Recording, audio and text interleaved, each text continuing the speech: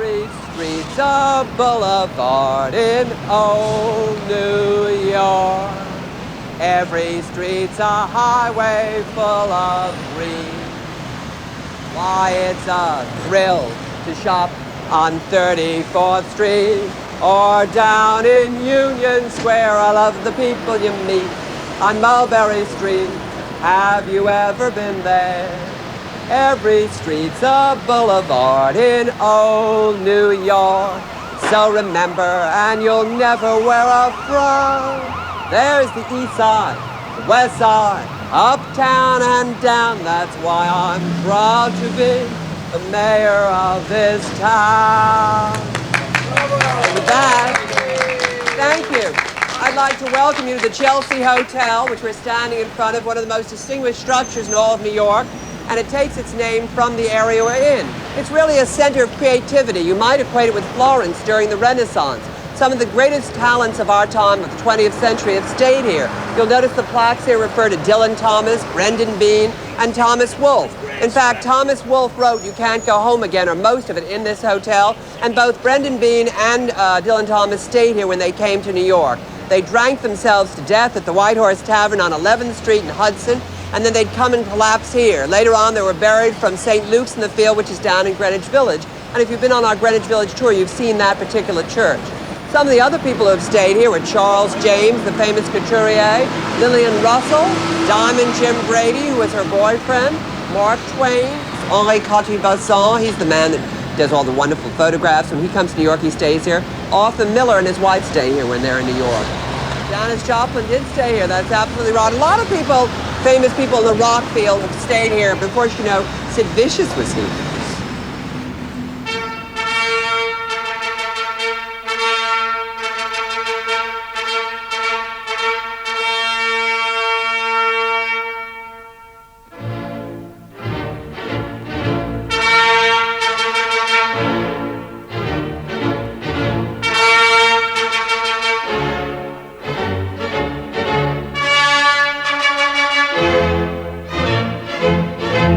Sign from your name and from whence you cometh.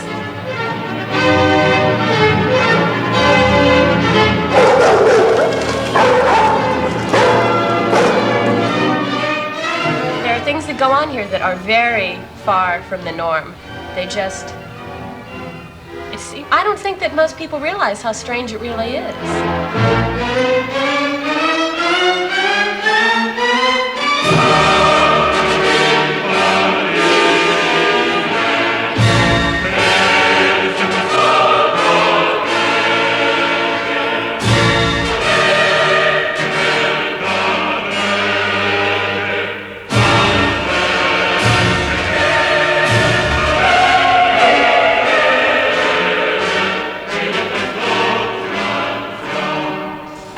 What is it you want to know? You want all the dirt about the Chelsea Hotel? I told you before, and I'm not going to talk.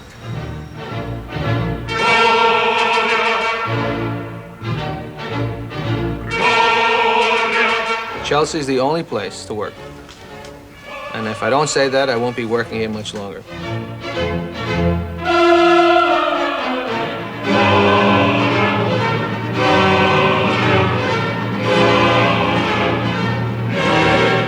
I wouldn't tell you anything about anybody's life. It's my business, not yours.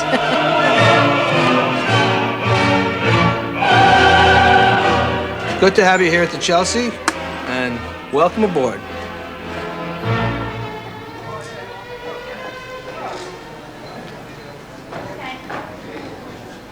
Oh, it's a little warmer in here, isn't it? Yes, it was rather cold outside. Right. Well, I'm very glad you all turned up. It's such a terrible day. Now, are we all here? Yeah, you're at the end, Mr. Freeze. I can recognize you. Now, we're in the lobby, and realize this was built as an apartment house. It was not built as a hotel, so this would have been the lobby of the apartment house. And we're going to go in to see the manager's office. And remember, the manager's office is not just the manager's office, but at one time, it was the home of someone. So think of it as someone's home. We're going to go into his office now. As you look around, just look around all the artwork.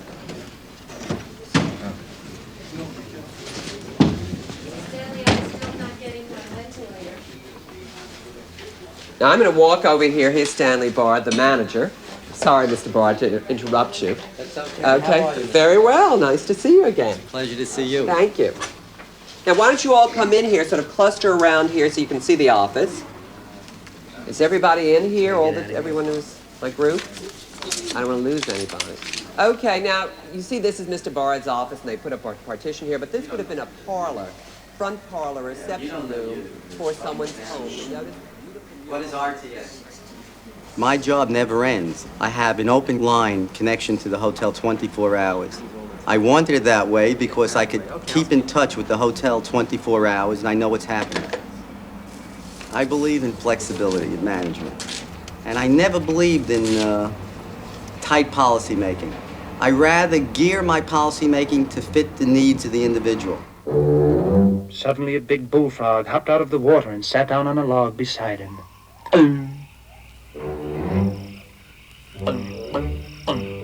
Lovely evening. I said, lovely evening. I said, beautiful evening. Hello, hello, hello. But Tubby just sat. Oh, well, said the frog. Oh, well, if I'm not wanted. Oh, cried Tubby, please, Mr. Frog, come back. I didn't mean to be impolite. Back hopped the frog. Oh, that's all right. I'm used to it. No one pays any attention to me either. Really? Said Tubby. Why, of course. Every night I sit here and sing my heart out. But does anyone listen? No. Can you sing? Asked Tubby. Can I sing? Listen.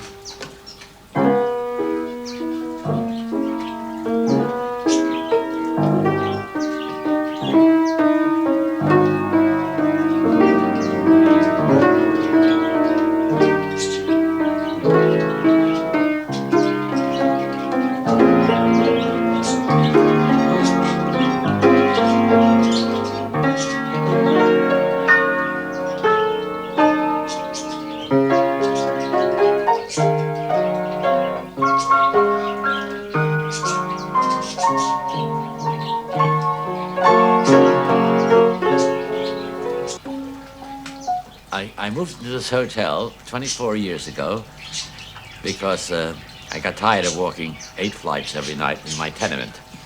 And I started to raise plants because I was in the flower district over on 28th Street. And then I decided to put a canary in, and this whole mess started of that. Later came pythons and tarantulas and things like that. And now the greatest animal of all happened to me recently. I met a lady, Susan over there, who loves plants and animals, and I'm not sure how she likes pythons and boa constrictors. and the hobby grew, and the hobby grew, and the hobby grew, and now I found that we in New York City can create in this concrete jungle a place of happiness, of greenery, and plants. So I've been very happy here, thanks to you. Lucky man, lucky man, lucky man. I actually met George before. I met him on the elevator, and I fell in love with him on the elevator when I heard him laugh. I was going down on a Monday morning to work in a very grouchy mood, and I said something about the elevator, which is always breaking down. And George laughed with that great big belly laugh. He said, ah, ha, ha, that's funny. And all of a sudden, I just warmed up, and the whole day seemed very beautiful. And I said, that man has the most wonderful laugh in the world. And I had no idea who he was and didn't meet him again for 2 months, where I met him down at the good old El Quixote bar downstairs. At which point, he immediately asked me to come up and see his jungle, not his etchings.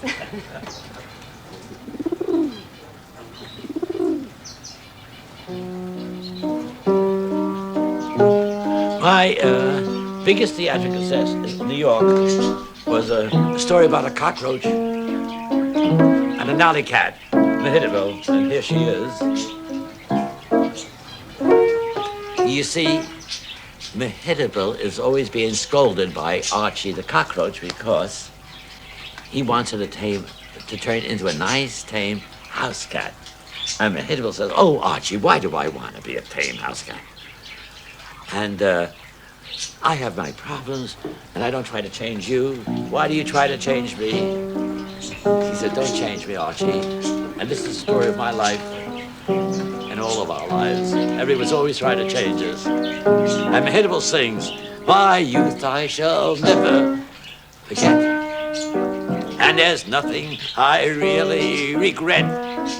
The years I have poured down the drain have sparkled like golden champagne.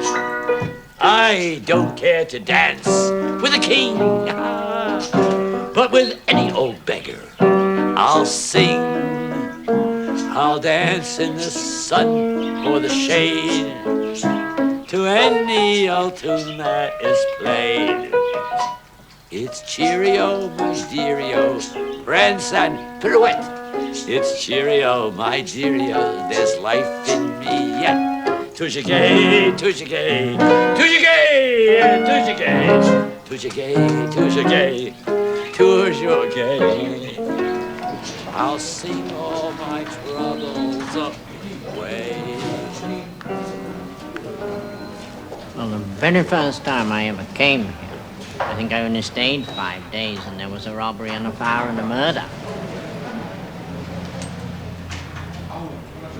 I came here to try to become a resident alien.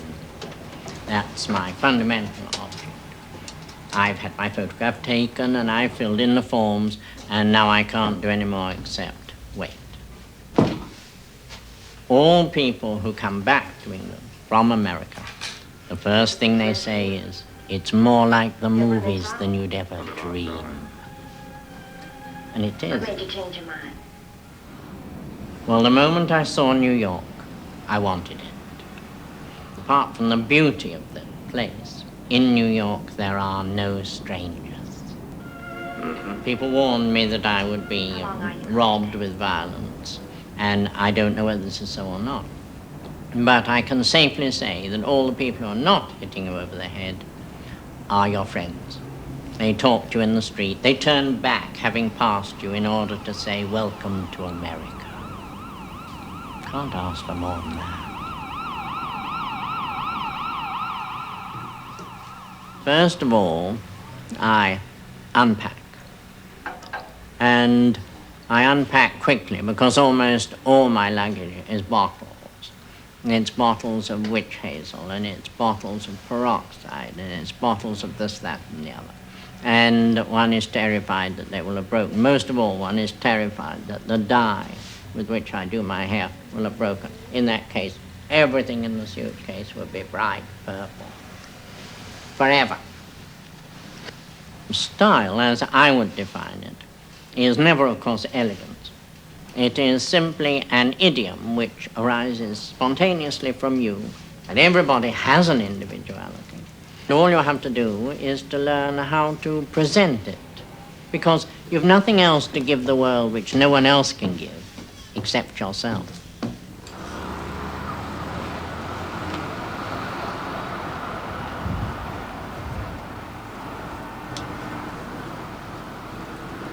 Of all the cities I've ever visited, the one most totally given over to the idea of success is New York.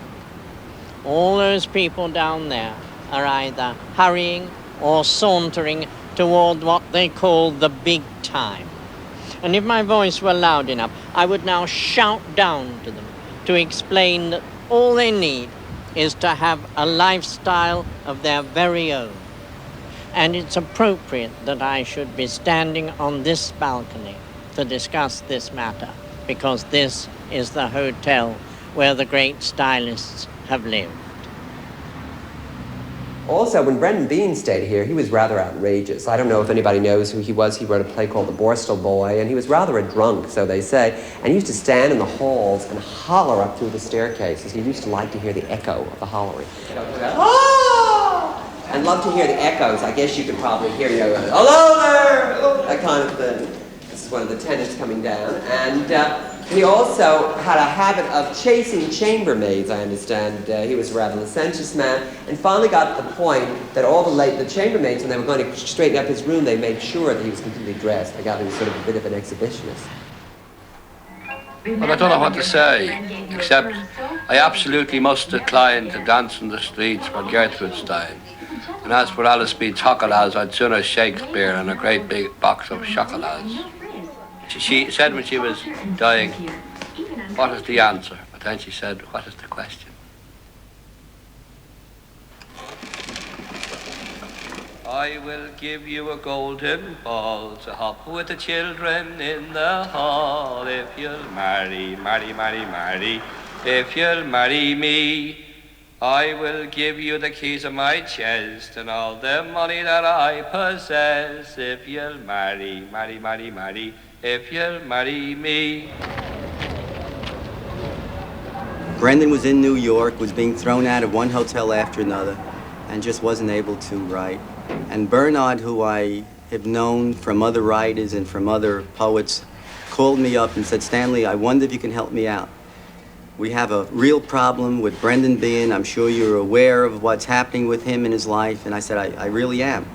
I'll tell you, Bernard, I don't know if we can manage that. Because what I hear about him and what I read about him, he's in a sad, sad shape. He says, would you do me a favor and give it a shot? I mean, if there's any place he could possibly put himself together, it would be at the Chelsea. Would you do me a favor? And I reluctantly, because he really was in the papers almost every other day, getting in trouble with the police, with just a lot of different people. I said, okay. I will give you a watch and chain to show the children in the lane. If you'll marry, marry, marry, marry, if you'll marry me. Brendan thought that he could not have children, that his wife was impotent. His wife could not conceive. His wife thought he was impotent and he couldn't conceive. No one knew what the situation was, but his wife came over. Bernard Geis brought his wife over and wanted to make his life sort of a homey type atmosphere to finish these last two books. Beatrice spent 1 year here, and the ironic part about it is she conceived here in the hotel. And I always shocked and kidded Brendan about it. You see, the Chelsea is so creative, we can do these miracles. Is that the shopper can use this place as a place to rest. The lady could be shopping at Altman's or Bon Hotels, because this is the height of the shopping district. It was where the Ladies' Mile was, and where Cooper Spiegel's was, and they could stop here for a breath of fresh air. Okay, now we're going to go to one of the many floors. We're going to work our way down, and we'll talk about the people on the floors. On this floor, at one time, Brendan Behan lived. And Virgil Thompson lives on this floor right now. I'm sure you've all heard of Virgil Thompson. In fact, there was a spread about his apartment not long ago in the New York Times.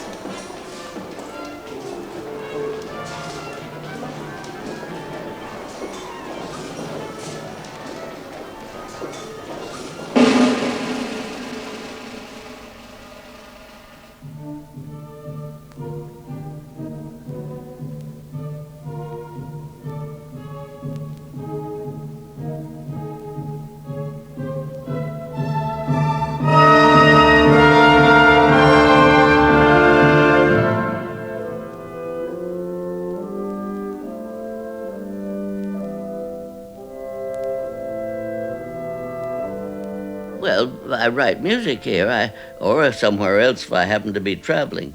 For example, of course, things having to do with theater or public appearance, that involves rehearsals and performances in other places. I have rehearsals here for, say, chamber music, but I can't have a full orchestral rehearsal here.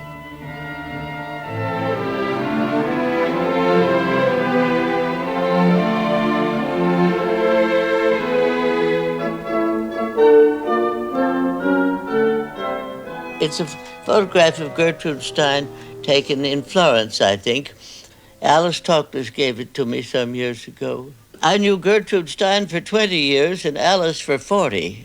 When I was a student, Alice B. Toklas's recipe for cake was famous.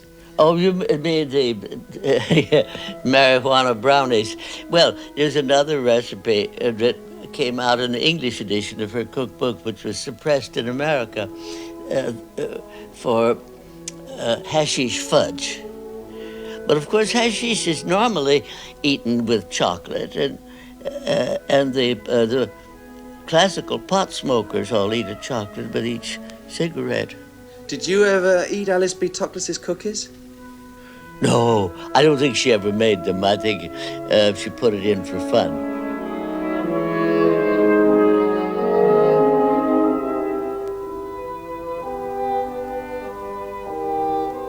This apartment was lived in before I took it by the manager of the hotel.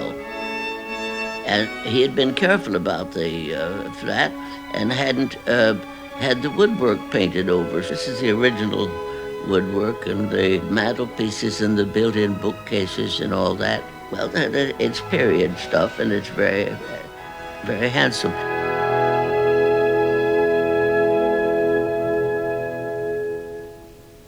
Hotels are extremely good working places because you can cut off the telephone. Just tell the operator not to ring you. A lot of people here have said that they get a lot of excitement from being in a building where other people have worked before them. Could be. Do you get any of that yourself? Is that important? Not at my advanced age. They're more likely to get a thrill out of the fact that I'm here than I get a thrill out of their being here. How are you, Larry? I'm all right, Stanley. You're going to fill out that form? I'm going to fill out this form, and the reason why I asked you down in the office is because I'm having great difficulty. I never knew the actual title of the painting. The title out in the lobby? Yeah, the title is Dutch Masters and Cigars, Shaped, 1, 1964.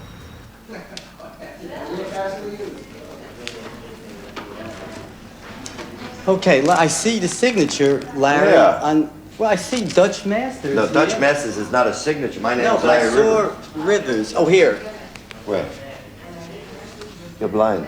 In other words, the signature must be on the back. Unless you want me to sign it now, right in front of, on camera. Oh, yeah, I would like you to sign it. Right there. I finally got you to sign this. Yeah. After all these years. All right, Larry. You know, now I sign with two names. At the time, I would have signed it Rivers. I don't know what got into me, but somewhere along the line, I think Peter Beard got on me and said, should I put 64? Yeah. Peter Beard said, you know, like use Barney Newman, he doesn't sign Newman, Barnett Newman. So of the last few, so since about 1975, I've been signing, Larry full Rivers. name. Yeah. So there it is. Okay, that's There it is, Stanley. Now it's official. This proves I really did it. Okay. Here in the Chelsea Hotel. You know, I could be... My home away from home. What? To get another I part. like the days that I stayed here, Stanley, and it was a nice time, and it was funny, it was sexy, it was interesting, but a lot of time has passed, and so I still feel those. Arthur Miller is coming back.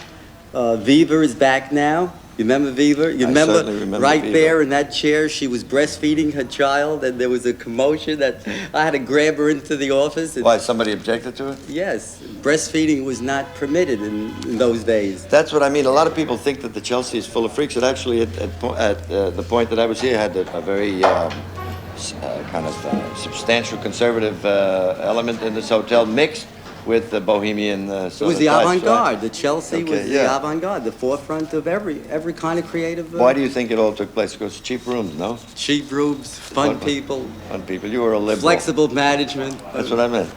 Viva also. You think I'll have fun if I come back? Great. Is that what Larry, you're I saying? promise you. Can I knock on any door, walk down the hallway and knock on any door and get a welcome? Only if I go first. All right. Good afternoon and welcome, British viewers and cosmic viewers, to the Chelsea Hotel Short Story Hour. My name is Bernard Lyas, room 822, Chelsea Hotel. Our story today involves a snake. 야구유 사루나라 고유구안 시야샨사 내가 달아고 우대 웃다나라고 우게대 란난니 나따라에 싸싸 아웃도 세이프 정가운가정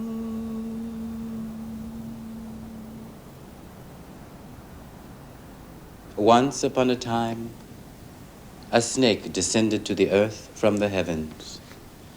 It took the form of a beautiful man in order to be more at ease with the inhabitants of earth. Besides the art of disguise, the snake had many, many powers. The snake moved with magic, allowing the earth people to see many things they had forgotten. 야구유 사루나라 고유구안 시야샨사 내가 달아고우대 웃다나라고우게대 란난니 나따라에 싸싸 아웃도 세이프 정가운가정.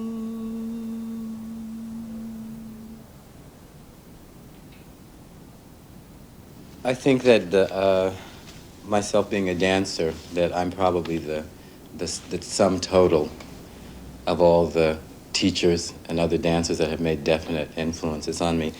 And this is my way of making a personal tribute to all those people who have been influential, you know, as far as my career goes. And so I, you know, would like to mention George Balanchine, Boris Novikov, Mary Staton, Donna Doretti, Rodney Swan, Mary Lewis, Muriel Stewart, Walter Nix, Irene Larson, Charles Weidman. They're all here in me somewhere.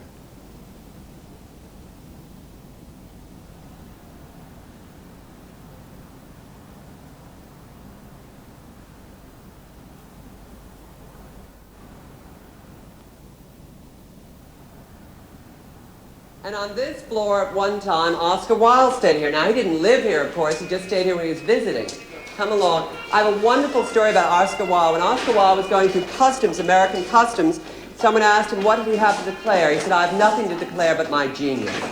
Another person who lived on this floor was Sarah Bernhardt. And when Mark Twain came here from Hartford, he'd frequently stay at the Chelsea Hotel. Oh, really? And on the next floor, one of America's greatest playwrights lived at one point. And that was Tennessee Williams. Tennessee Williams stayed here probably when he first came to New York. Oh, notice what they're doing in the painting. This looks sort of like a Jackson Pollock. At one time, Jackson Pollock stayed here.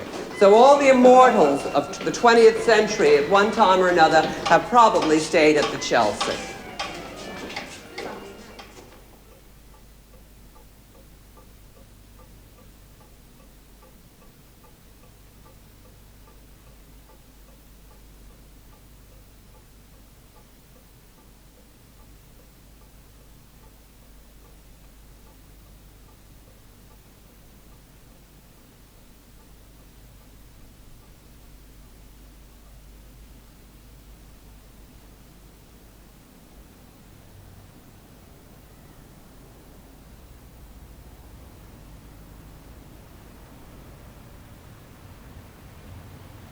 Mr. Cole, what do you think of modern art?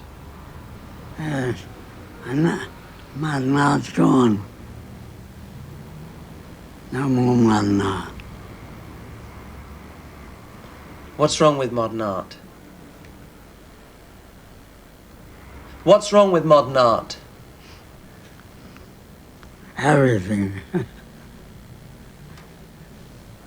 It makes me laugh. You think modern art's funny, do you? It's all over. Its day is over. What they call modern art. Who is your favourite artist? It's Sargent.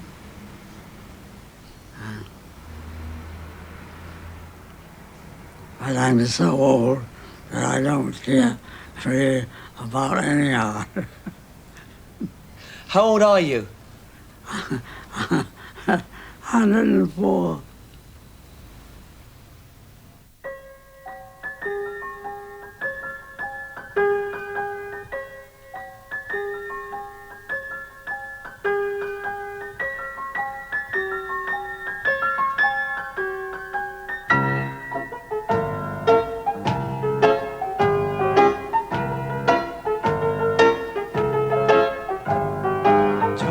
us for the feast.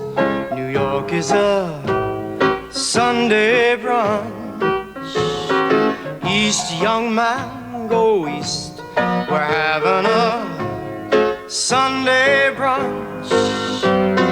Wine and dine your dreams until they all come true. Romance 'em in a hansom down Fifth Avenue. At St. Patrick's buy 'em diamond rosaries. Then say confession up at Tiffany's. Please ease into New York and join us for Sunday brunch. Drop your knife and fork. It's only a naked lunch. You can have your fairy tale and eat it too. Happily ever after hours all night through. Drop in any time, we just love having you for Sunday brunch. What's it like living in a pyramid? My razor blades stay very sharp. And I have incredible flashes of creativity just sitting right here on the second floor of this house. At what they say, 1/3 of the way up in a pyramid in the center is where the most energy is concentrated. So I have my working chair here, I have my piano here, and I have my desk over there, and I come out with things that I can't even believe are coming out of me when I'm writing or composing. Sunday Brunch is the theme song from my latest play. It's about a tourist who comes to New York, and he meets all these outrageous people. And it's semi-cannibalistic, because he becomes eaten alive in the streets of New York. Is that your own experience? What? My own experience? Oh, every day. Please ease into New York and join us for Sunday brunch. Drop your knife and fork, it's only a naked lunch. You can have your fairy tale and eat it too. Happily ever after hours, all night through. Drop it anytime, we just love having you for Sunday brunch. Sunday brunch. We'd love having you for Sunday brunch. You'd be delicious at Sunday brunch. We're so hungry.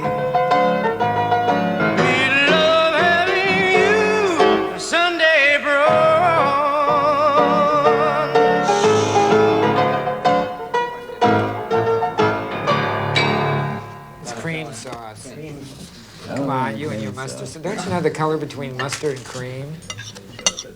This is the first time I've ever had hair. Hair? Yeah, I mean, it's really good. Oh, it's really it's unusual. Yeah. It's a rabbit. It's a rabbit. Isn't that a hair? Well, what is the official name of the meal?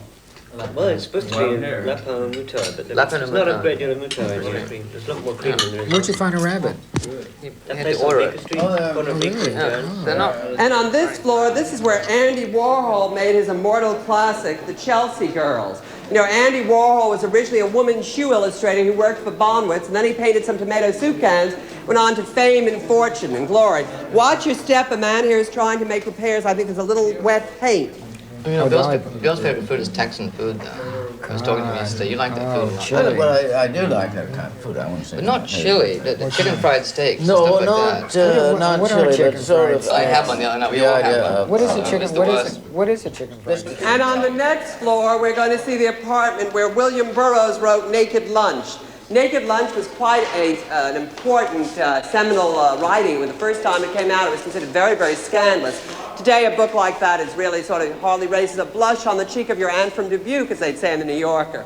But can you tell me what a chicken fried steak actually is made out of? Well, it's just a thin slice of steak, breaded and fried very quickly. Why does it taste like mush?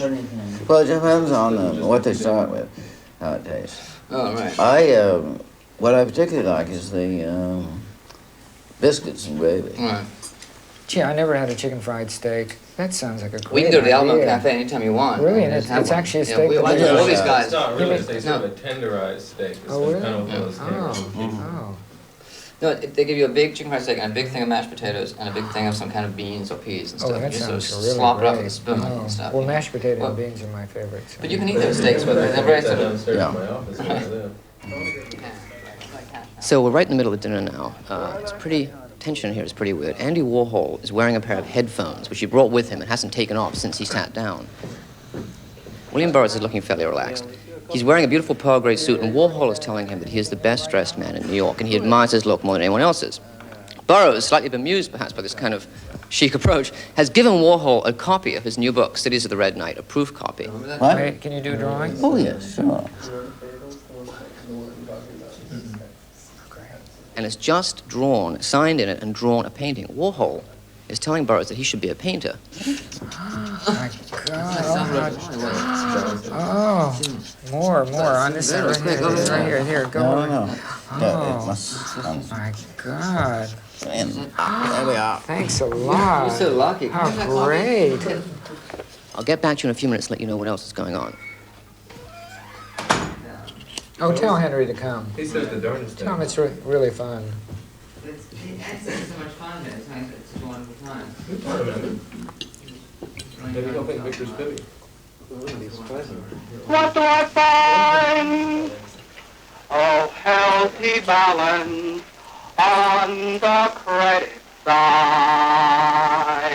Got no diamonds, got no pearls. I like it. I think I'm a lucky girl. I got the sun in the morning and the moon at night. Give her some. Are you comfortable? Yes. I wasn't talking to you, pig face. I think she's kind of pretty, though. Oh, really? I mean, I never, they're kind of pink faces as being pretty. What you mean is you have no taste. Oh, do you like pink faces? Oh, dear, but she's not pretty. You're not paying attention.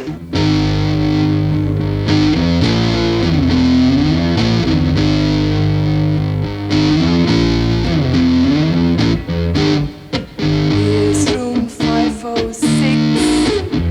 It's enough to make you sick. Bridget's all wrapped up in foil. You wonder if she can uncoil. Here they come now. See them run now. Here they come now. Chelsea girls. Pepper, she's having fun. She thinks she's some man's son. Her perfect loves don't last. Her future died in someone's past.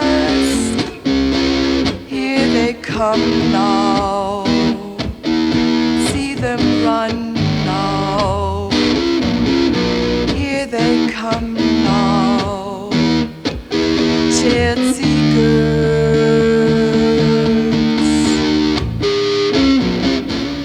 I'm singing about my friends that were staying here with me. That's why I keep coming back here when I'm in the country. You said to me when we first met, I am the person that made this hotel famous with Chelsea Girls. I'm one of the persons, I mean, aside from the people that were, that are now in heaven or in hell or not staying here, I am, I would say, virtually the only person that really has something to do with the hotel, in the sense that we've done the movie and we've done I've done the record, and I'm still getting royalties from it. So I guess I am the person, the Chelsea girl, right?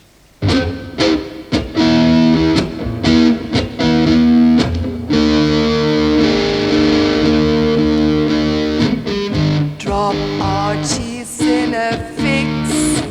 I'm fed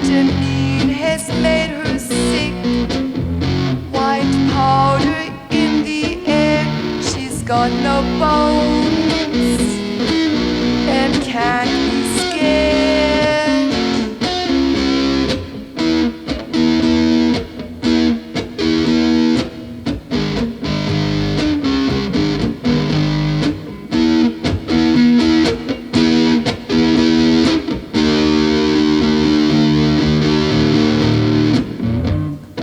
Here comes Johnny Boar.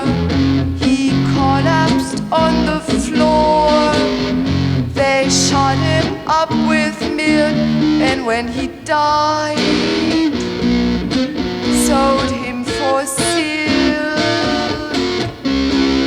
Here they come now. See them run now. Here they come now. Chelsea girls.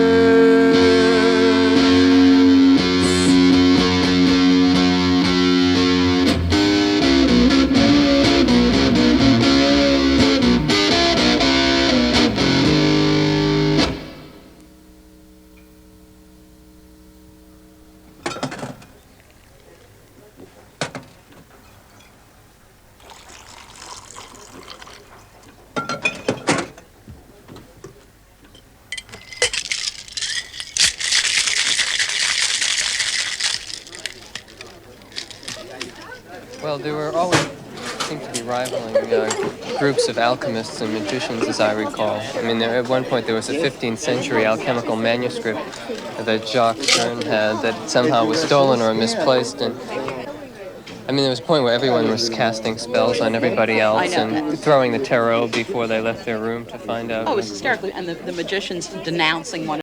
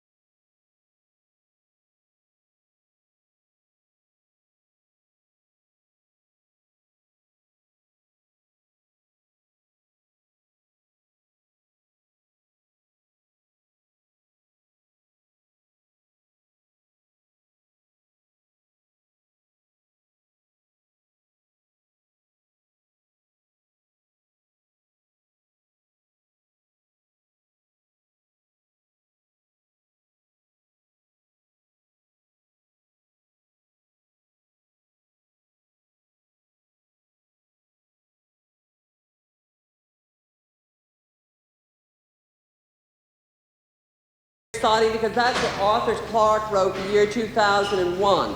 He's one of our most prominent space writers. You remember that marvelous movie that Stanley Kubrick did called 2001, and it's based on Arthur Clarke's particular book. Now, we saw the model of Arthur Clarke outside down in the lobby.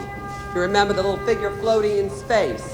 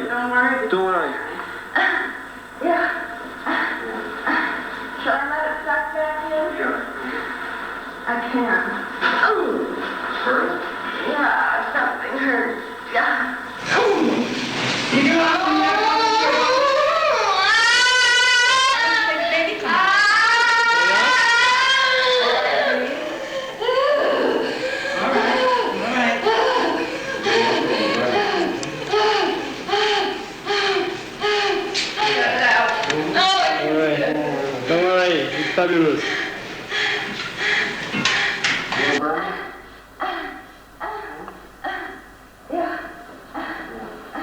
Recognize this? When did you last see it? A few weeks ago. What's that? Your head coming out. Did I feel you inside when I came out? Did I feel my feet in you? Yeah, you felt your feet in me, your skin against me, your head. You didn't know what it was. You didn't say this is my mother, but you felt me as you came out, and you probably wondered what was happening to you. Oh. And were probably very scared, don't you think? I don't know. Well, I think you were terrified, wondering what was happening to you, and felt like you couldn't breathe. Oh, no, you don't breathe until they cut the cord anyway. You probably were afraid you were going to die with all that pressure in your head. And then when you saw this big room all full of light, it probably hurt your eyes. In fact, it was probably the worst thing that ever happened to you so far. It sounds like a boy.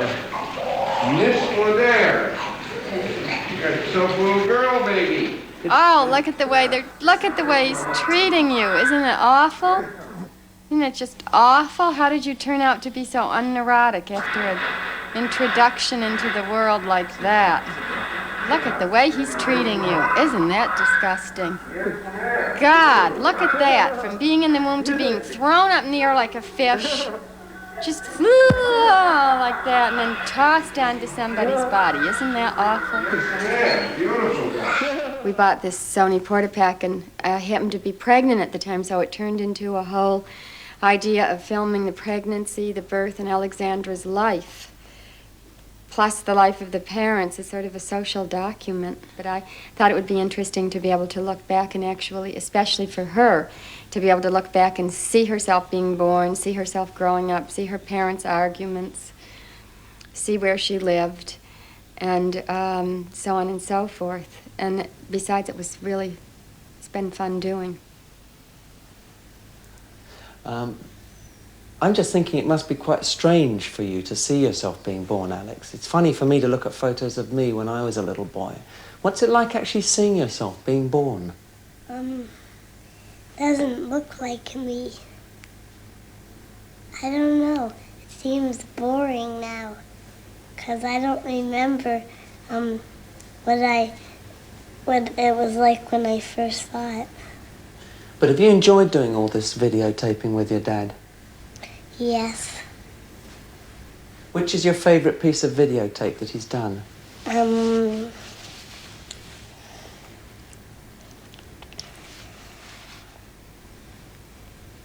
The birth, because it's exciting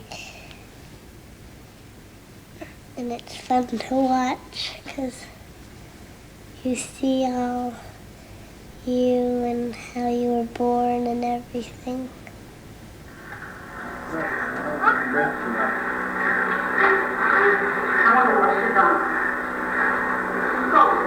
Oh, you are so cute! Such a cute little girl! Look at that! So cute! Look! Ooh, do. She became so used to being taped, she would start demanding to be taped. She would get an idea and say, I'm going to do something, turn on the tape. She began asking questions. She came home from school in Connecticut and said to me, these kids don't know anything. And they think babies are born in cauliflowers, they think the storks bring them, but I know everything because I've seen it all on videotape.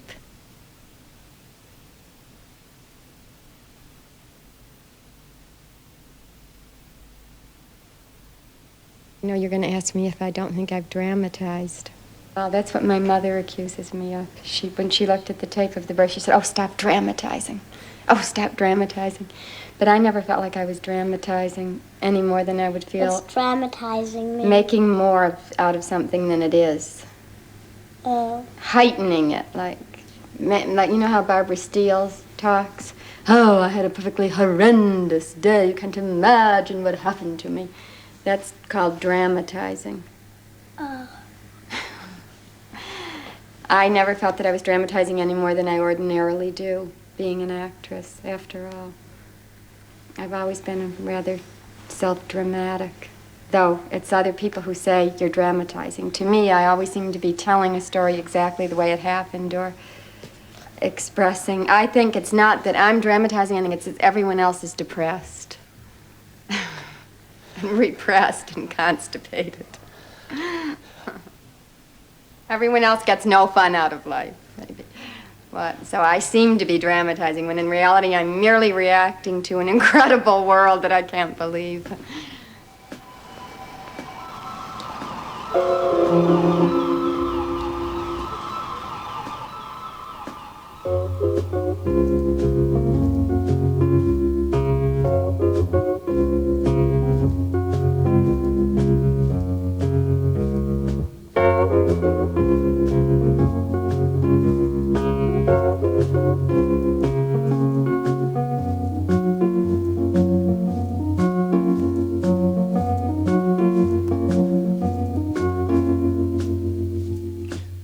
My hotel room is old, but it's clean. I make believe I'm living on a putting green.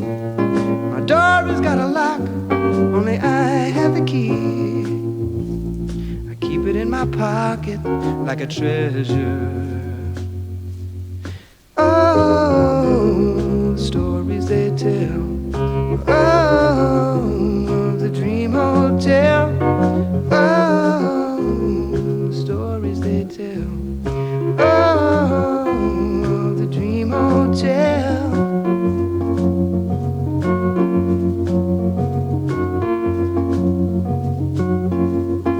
Maid, she is so fragile, I'm afraid to ask for towels. The lady at the switchboard, she's not answering now.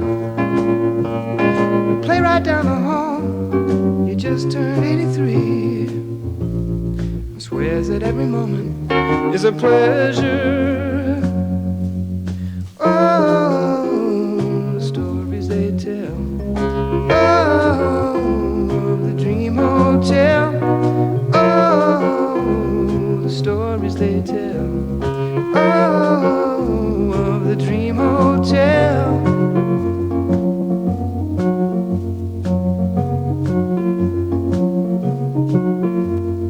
Living in a dream.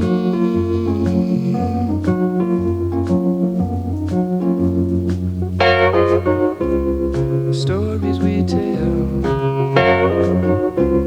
The stories we tell. The stories we tell. The stories we tell.